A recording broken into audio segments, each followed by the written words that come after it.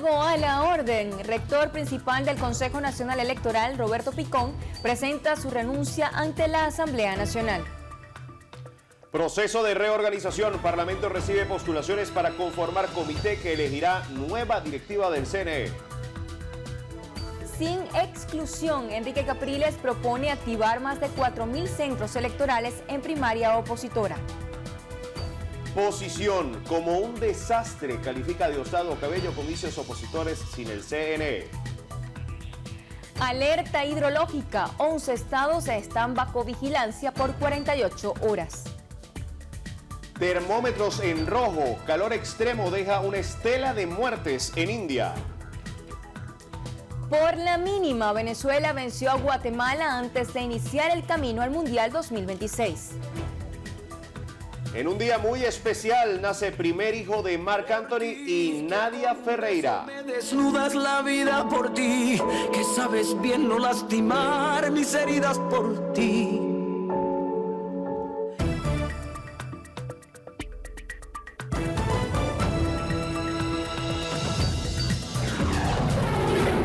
Noticiero Venevisión. Muy buenas noches, sean todos bienvenidos a la emisión estelar de su noticiero Venevisión. Un gusto que nos acompañen durante esta hora de información. Nelcy Oviedo y Gregorio Rojas listos para llevarles las informaciones más recientes de Venezuela y el mundo. Comenzamos. El rector principal del Consejo Nacional Electoral, Roberto Picón, informó de su renuncia ante la Asamblea Nacional a fin de facilitar la designación de nuevas autoridades. A través de un comunicado, Picón expresó que su dimisión no es para convalidar una situación que a todas luces es irregular, sino para facilitar un proceso que debe ser conducido transparentemente por el legislativo. Aseguró que su compromiso con el país sigue intacto y que desde cualquier espacio trabajará en pro de fortalecer la confianza en el voto y la participación ciudadana. Asimismo, propuso a todos los factores a mantener el compromiso con la ruta democrática, participando en el proceso de reordenamiento del CNE para que éste cuente con la fortaleza institucional necesaria para regir los procesos electorales que se avecinan en el 2024 y 2025. La Asamblea Nacional empezó a recibir las postulaciones para confirmar el comité que se encargará de nombrar a las nuevas autoridades del Consejo Nacional Electoral. El diputado Giuseppe Alessandrello informó que los representantes de la sociedad civil podrán postularse para incorporarse a esta comisión. Luego de constituirse, el comité es quien recibirá, estudiará y analizará los perfiles de los candidatos postulados al órgano electoral y los miembros del hemiciclo designarán a los nuevos integrantes del Poder Electoral. La Comisión Nacional de Primaria solicitará a iglesias, sedes gremiales y espacios públicos que sean centros de votación en la elección primaria de la oposición. Tras la renuncia de los rectores del Consejo Nacional Electoral, el presidente de la Comisión Nacional de Primaria, Jesús María Casal, informó que se reunirán con los candidatos y los precandidatos a los comicios para solicitar sinergia y colaboración para el nuevo proceso manual y autogestionado. Asimismo, detalló que los aspirantes asumirían un compromiso económico al postularse. Por otra parte, casi 25.000 venezolanos en el exterior actualizaron sus datos para participar en las elecciones previstas para el 22 de octubre. Diosdado Cabello, primer vicepresidente del Partido Socialista Unido de Venezuela, afirma que la elección primaria de la oposición sin la participación del Consejo Nacional Electoral será un desastre. El líder chavista dice que los dirigentes de oposición rechazaban al CNE y ahora critican la renuncia de los rectores. Además, dio su visión sobre las primarias. Pero eso va a ser un desastre. Y no se requiere ser adivino, no se requiere un análisis con variables que entran y hay que definir. No, es la realidad. Es la realidad, va a ser un desastre. Tenlo por seguro. Imagínate tú los testigos. ¿Cómo será esa pelea entre los testigos en una mesa de esa que estén en la iglesia? Los curas deberían antes, no sé yo, confesarlo. Imagínate esas peleas, no vayan a pelear en las iglesias que las arreglaron. Si van a pelear, pelean afuera. Y después vendrá la quemadera. ¿A quién la reclaman? Diosdado Cabello critica la posición de la Iglesia Católica en asuntos políticos. Que van a hacer sus elecciones en las iglesias, imagínense ustedes, ¿no? Van a hacer los centros electorales en las iglesias.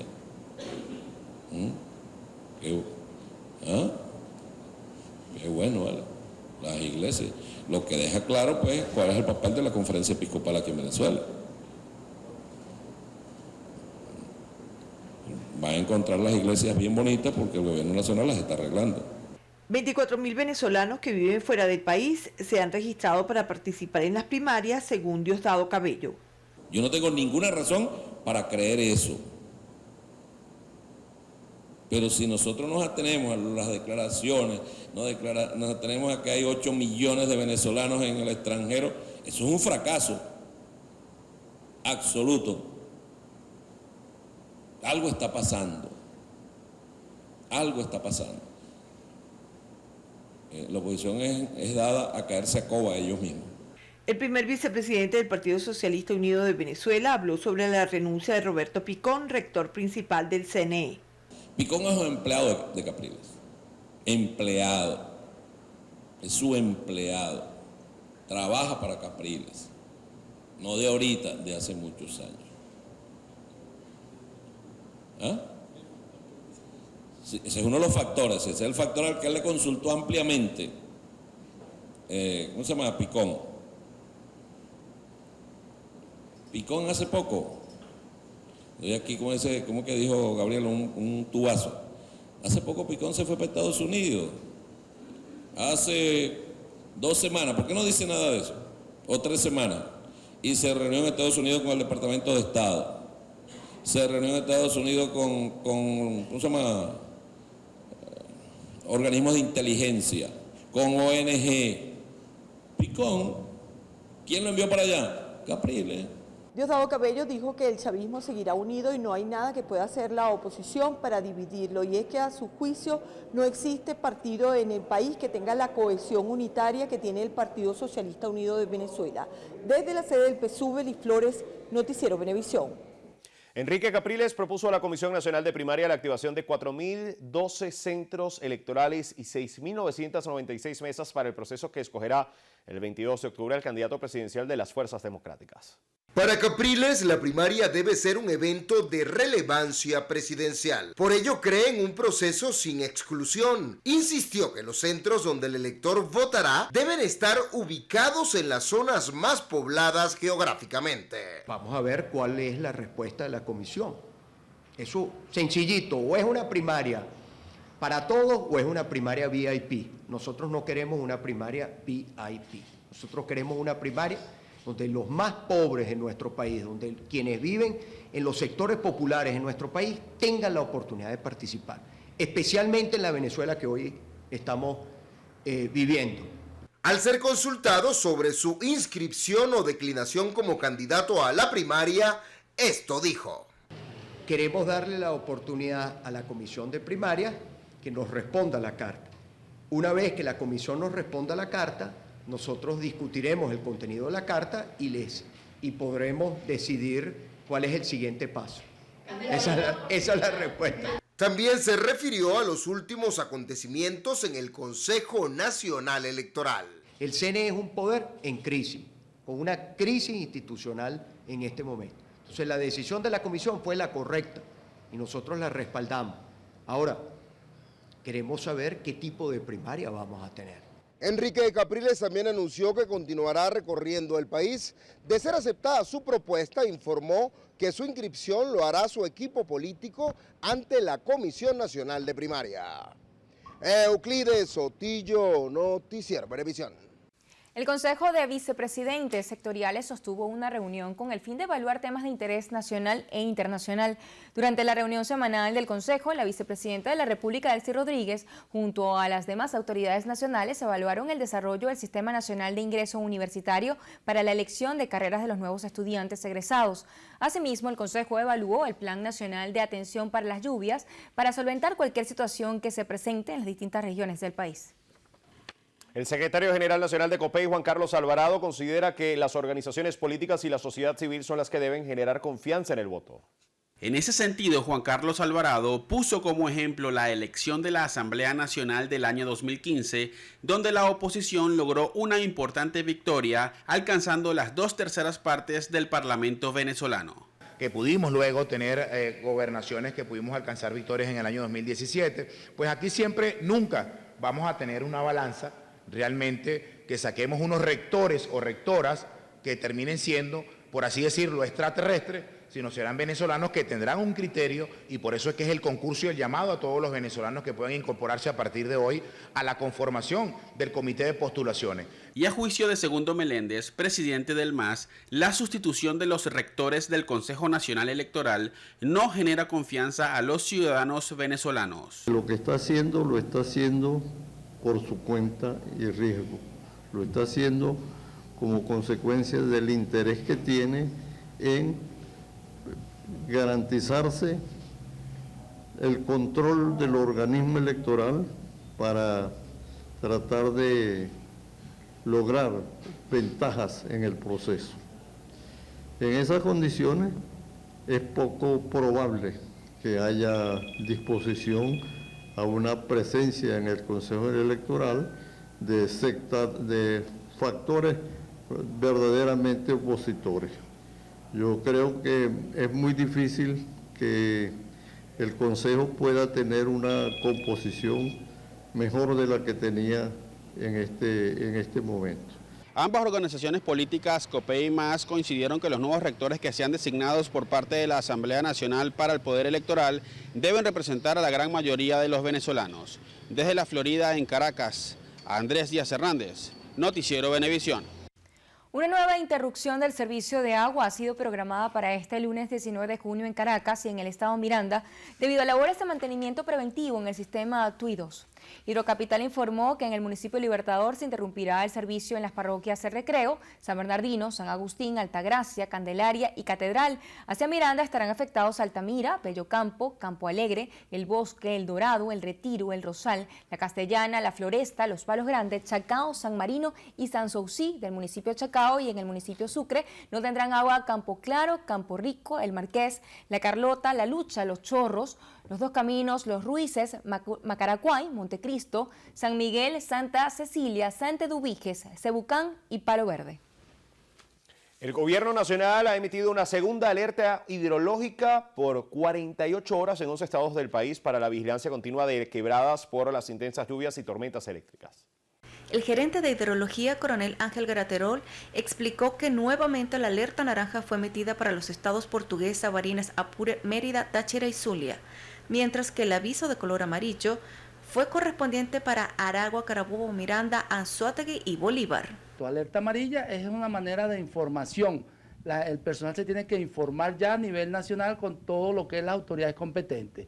Alerta naranja es donde viene ya a nivel de preparación. Esta situación se prolongará por los próximos días, especialmente esta alerta para las próximas 48 horas. Recuerden, alerta hidrológica, aumento del cauce de los diferentes ríos a nivel nacional. Sobre la temporada de ciclones tropicales que inició el pasado 1 de junio, a 2.400 kilómetros de las costas orientales del país, se observa la presencia de una depresión tropical número 3, que no impactará el territorio nacional de acuerdo a Graterol. En los próximos días, para el fin de semana, muy probablemente estaría sobre las Antillas Menores.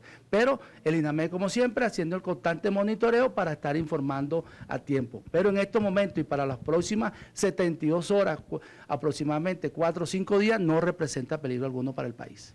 A pesar del periodo lluvioso, la sensación térmica de hasta 37 grados Celsius de calor continuará en el territorio nacional, producto de los días nublados que impiden que la irradiación solar salga en su totalidad hacia la atmósfera. Diana Vázquez, Noticiero Venevisión. Al sur de Venezuela, el mal tiempo continúa causando estragos. Varias zonas han quedado bajo las aguas. Habitantes de Bolívar temen quedarse sin sus viviendas debido a las intensas lluvias. Los vecinos aseguran que cuando llueve se les va la luz y muchas veces pierden sus electrodomésticos. Y otra de las problemáticas que presentamos es la electricidad. Cuando la luz falla hemos tenido inconvenientes con los electrodomésticos, con las neveras, con la cocina, con el freezer.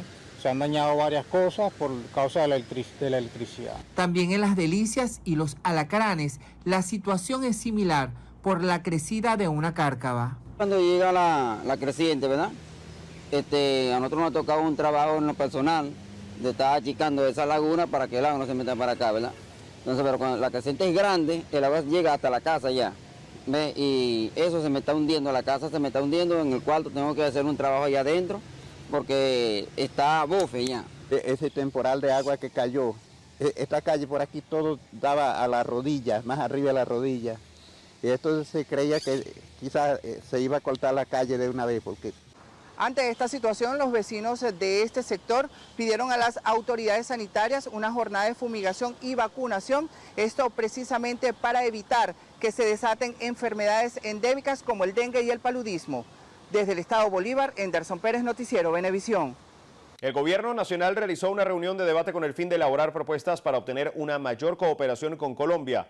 A través de su cuenta en Twitter, el viceministro para América Latina, Rander Peña, detalló que junto a representantes internacionales de cada ministerio, analizaron mecanismos de integración y debatieron propuestas para el crecimiento y desarrollo de la región, así como para afianzar la cooperación y el intercambio de experiencias. Ante esto, Peña enfatizó que las propuestas que fueron debatidas serán presentadas por el canciller Iván Gil durante la instalación de la Comisión de Integración y Vecindad entre Colombia y Venezuela, prevista para el próximo 30 de junio. 5 ciudadanos de nacionalidad colombiana y 2 ecuatorianos fueron detenidos en el Parque Nacional Yapacana, en el estado Amazonas, por dedicarse a la minería ilegal. Así lo informó el comandante estratégico operacional de la Fuerza Armada Nacional Bolivariana, Domingo Hernández Lares. Hernández Lares aseveró que los aprendidos confesaron a través de videos que se dedicaban a la minería ilegal en la zona, lo que está tipificado como delito ambiental, puesto que esta actividad está prohibida en los parques nacionales venezolanos. Asimismo, detalló que fueron desmanteladas estructuras de alojamiento y depósitos utilizados para esta práctica ilegal y se inutilizaron materiales logísticos como motores de compresión, 14 plantas eléctricas industriales, 13 bombas de succión y 200 metros de cable eléctrico. En Los Teques, estado Miranda, fueron detenidos un padre y su hijo por presuntamente ser cómplices en el abuso sexual de una niña de 8 años de edad. Según el reporte de las autoridades, el sexagenario abusaba de su nieta, mientras el padre, quien conocía la situación, guardaba silencio. La madre de la niña notó un comportamiento extraño y algunas condiciones físicas anormales en la menor. Ante tales señales, acudió a las autoridades para hacer la respectiva denuncia. Los implicados quedaron identificados como Agustín Antonio Tobar Castillo, de 68 años, y Agustín Germán Tobar Altuve, de 36 años. En Mérida, un agricultor fue detenido por presuntamente violar la ley de precios justos. Esto luego de que se difundiera un video en las redes sociales en la que arrojaba su cosecha de zanahorias al río ante la falta de gasolina. El sujeto fue identificado como Isnet Antonio Rodríguez Mambel. Ante este hecho, el fiscal general de la República, Tarek William Saab, designó a la Fiscalía 23 en competencia nacional en delitos económicos para investigar estas irregularidades. Días atrás, Saab también habría asegurado vía Twitter que investigarían y sancionarían a los sujetos que arrojaron otras grandes cantidades de alimentos al río, pero en el estado Trujillo. A su juicio, generan zozobra en la población y atentan contra la seguridad agroalimentaria. La Universidad Central de Venezuela postuló al poeta venezolano Rafael Cadenas al Premio Nobel de Literatura. La solicitud se realizó mediante una carta emanada desde la Facultad de Humanidades y Educación de la UCB, según informó la rectora Cecilia García Rocha, quien además aseguró que Cadenas se merece el más alto galardón que existe en el campo de las letras. Ahora toca esperar que el Comité Evaluador del Nobel tome en cuenta la solicitud con este destacado poeta, uno de los más importantes de habla hispana, quien recibió el pasado 24 de abril el Premio Cervantes 2022, el máximo galardón de las letras en español. Y con esta información hacemos nuestra primera pausa. Al regreso, más información en su noticiero Venevisión.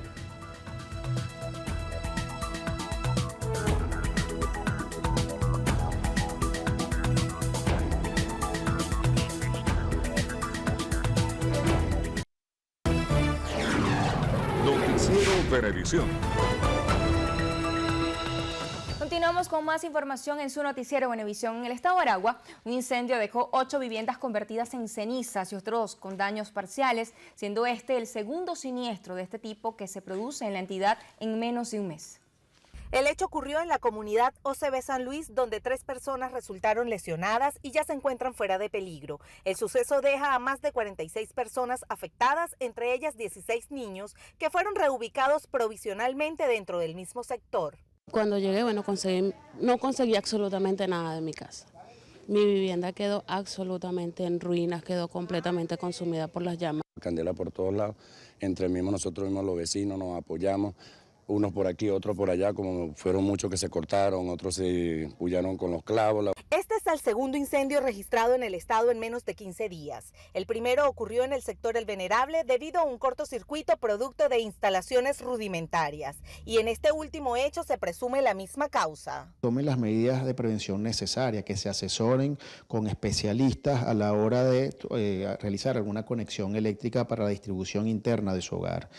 Una vez tengan el acompañamiento técnico, bueno, que realicen a través de un esquema de un circuito eléctrico dentro de su hogar, de su casa, para evitar de manera inmediata este tipo de incendios. La alcaldía de Girardot inició los trabajos de construcción de 9 viviendas como parte de una primera etapa para devolverle sus hogares a estas familias afectadas. En Aragua, Alejandra Triana, Noticiero Venevisión. El alcalde de Maracaibo, Rafael Ramírez, informó que la recolección de desechos sólidos está en emergencia por las fallas en la distribución de combustible.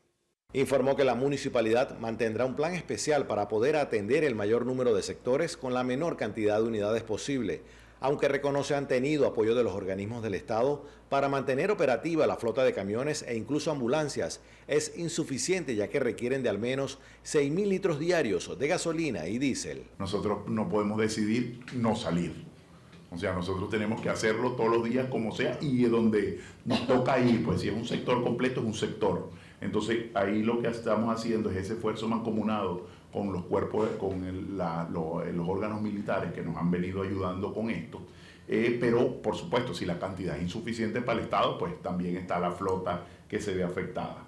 Nosotros, vuelvo y repito, ahí lo comento con ánimos de la esperanza de lo que la noticia que corrió el fin de semana de que había llegado el buque de combustible y que esa situación debiera comenzar a mejorar en el transcurso de estos días mientras se va procesando. La autoridad municipal además condenó el cobro indebido del pasaje del transporte público por parte de algunos transportistas. Nosotros entendemos que hay una situación que amerita a lo mejor hacer que la gente se utilice los famosos bachaqueados para efecto de combustible, pero si se lo traslada a esa gente que no tiene cómo pagar el pasaje, seguramente se va a ir su unidad sin gente, porque en la medida en que el pasaje se va poniendo más costoso, lo que hace la gente es restringirse para salir. Entonces se va caminando, que es lo que queremos de alguna manera disminuir. El alcalde Rafael Ramírez destacó que en las próximas horas funcionarios del Instituto Municipal de Transporte Colectivo y Urbano de Pasajeros de Maracaibo intensificarán las fiscalizaciones en calles y avenidas de la ciudad para sancionar a aquellos conductores que irrespeten la tarifa oficial.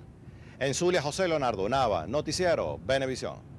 Casi 2.000 familias del Estado portuguesa se vieron beneficiadas con el expendio de alimentos subsidiados por parte de la alcaldía de Guanarito.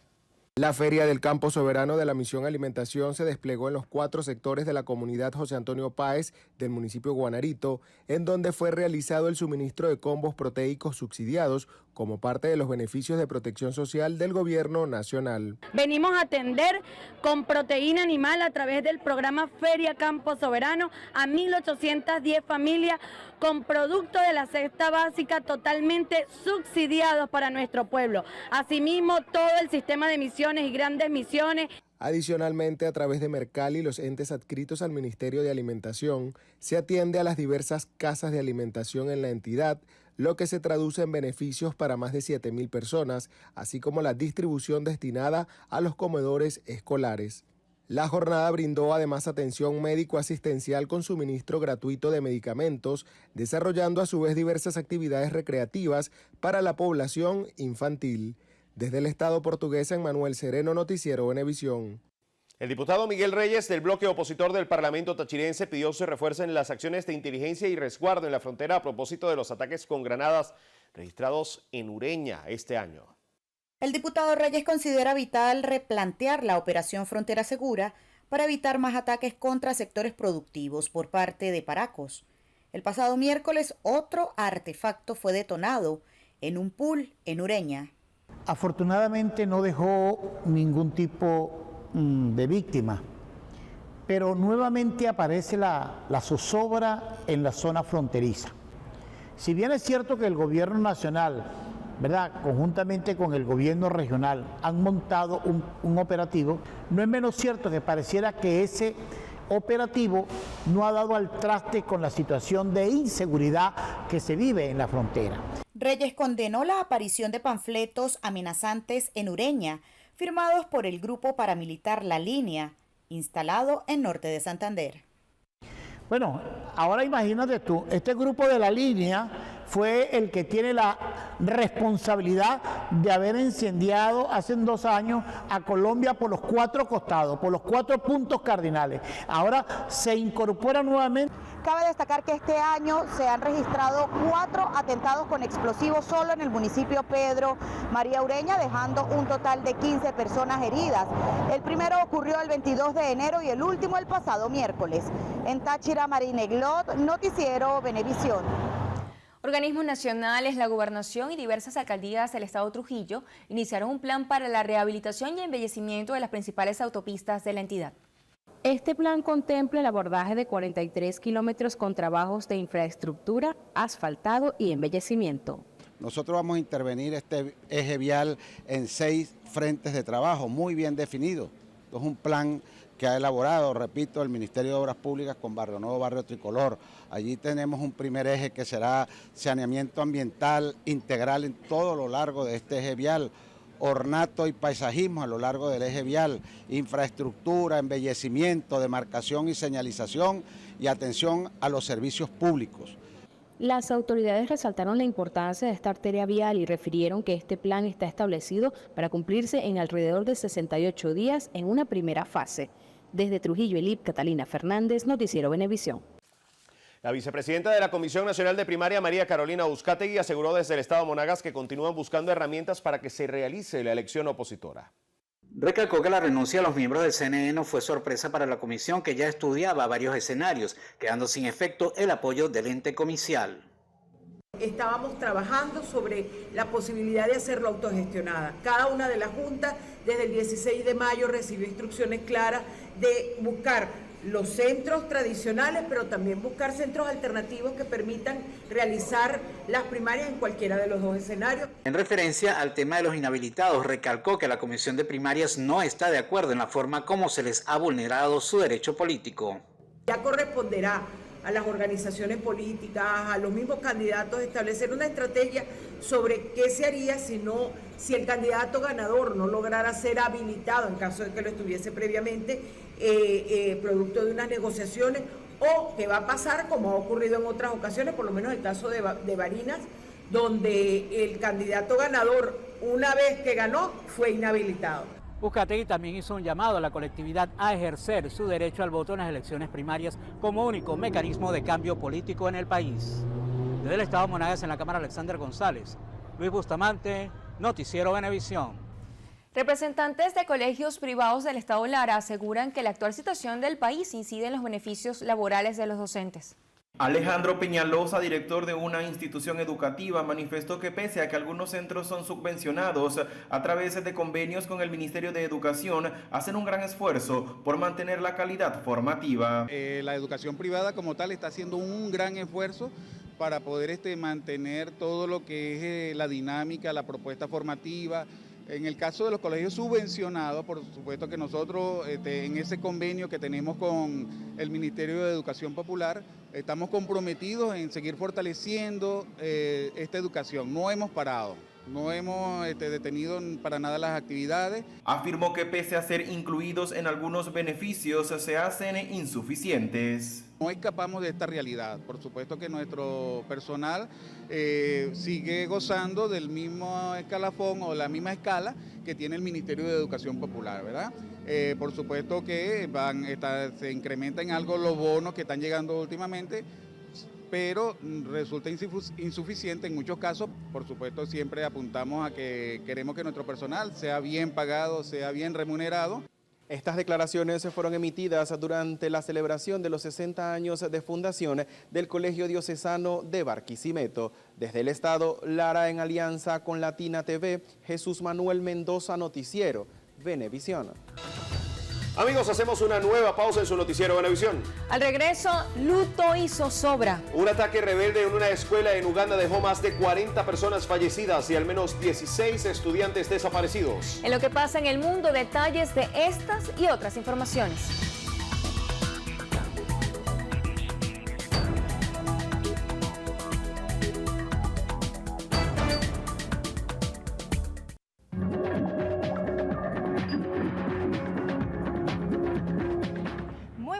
noches. A esta hora comenzamos a revisar la información internacional en lo que pasa en el mundo.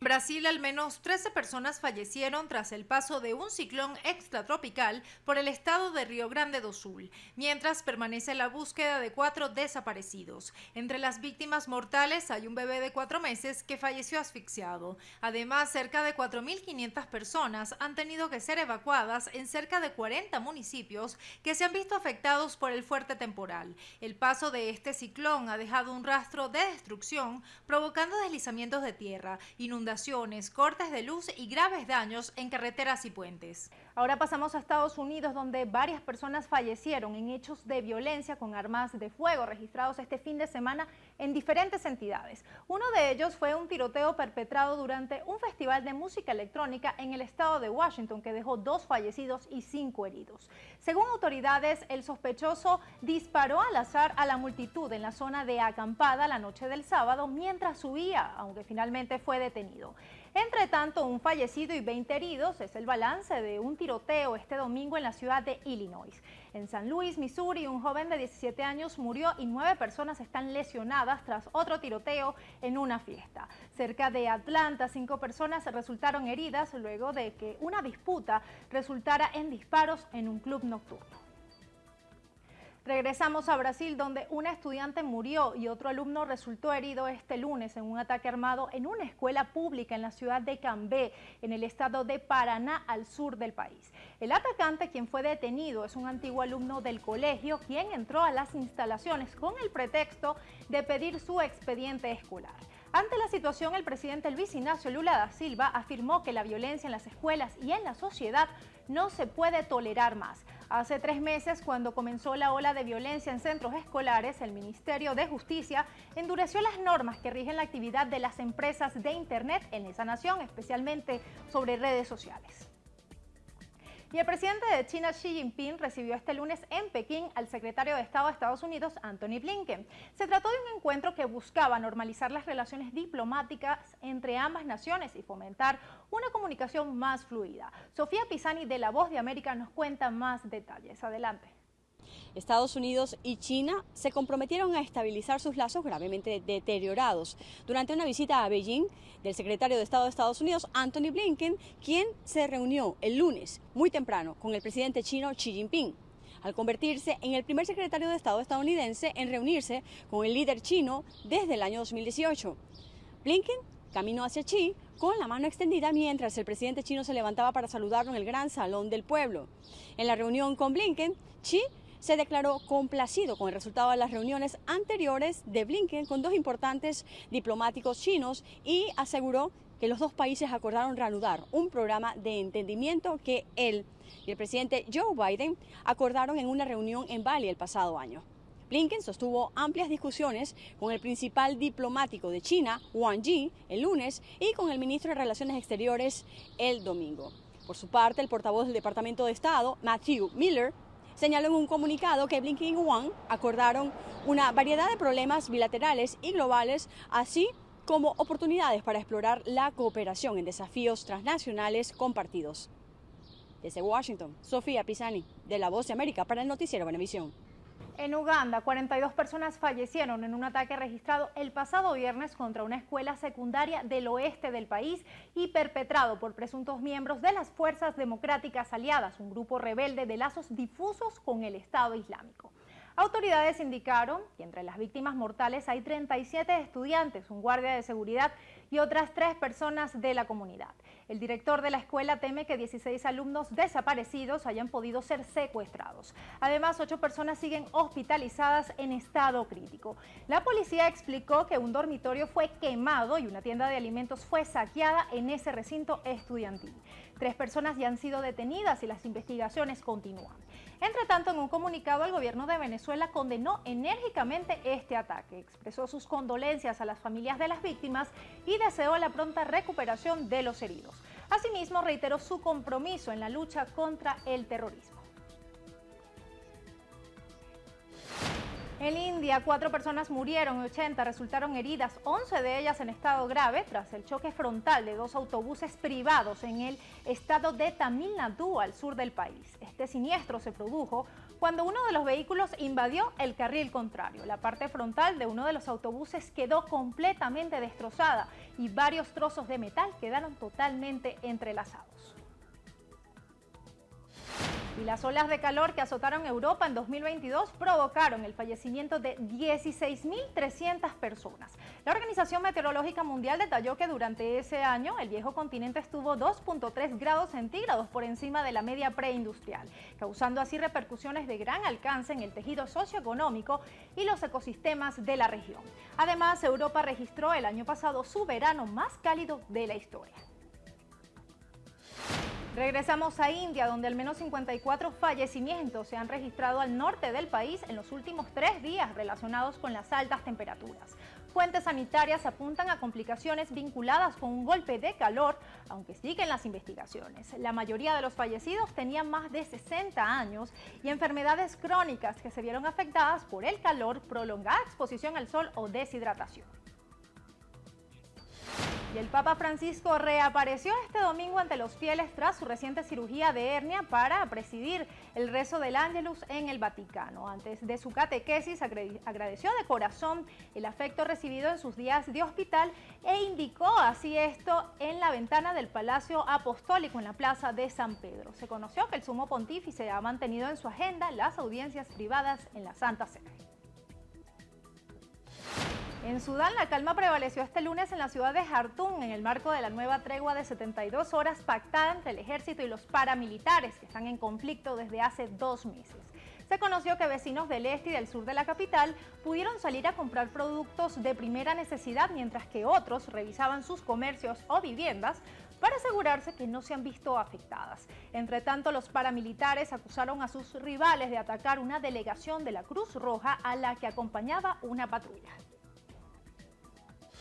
Y en Ucrania, la contraofensiva ha entrado en su 3ª semana. Hasta el momento, el balance de Kiev son 8 localidades reconquistadas en el sur de Donetsk y Zaporilla. Asimismo, informó que ya han recuperado 113 kilómetros cuadrados. Por otro lado, Rusia asegura que se ha cumplido en gran medida el objetivo de desmilitarizar Ucrania declarado por Moscú al inicio de la campaña militar.